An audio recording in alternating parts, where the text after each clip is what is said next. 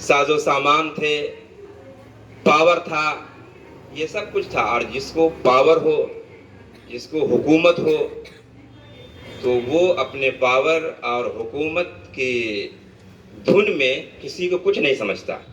چنانچہ اس سسٹم نے بھی اپنے سامنے والے سسٹم کو جڑ سے اکھاڑ دینے کا فیصلہ لیا، اور وہ تاریخ یہی تھی.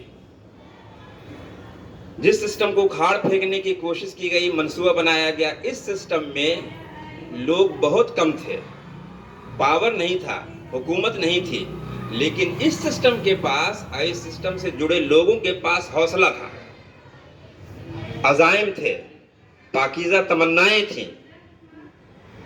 نتیجہ یہ ہوا کہ ان پاکیزہ تمناؤں اور ان بلند عزائم کے سامنے یہ ظلم اور ناانصافی اور بے ایمانی اور کرپشن والے سسٹم کو بالآخر گھٹنا ٹیکنا پڑا.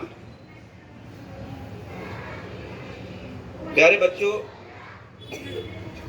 ہوا یہ کہ حق کی جیت ہو گئی اور جو باطل تھا وہ ہار گیا. نظام انصاف کی فتح ہوئی اور نظام ظلم کو شکست کا منہ دیکھنا پڑا. جبکہ ادھر صرف 313 کی تعداد تھی اور ادھر 1000 تھے، اور 1000 بھی ہر طرح کے ساز و سامان میں غرق تھے، اور ادھر تو سواری بھی نہیں تھی، اور ساز و سامان تو چھوڑ ہی دیجیے.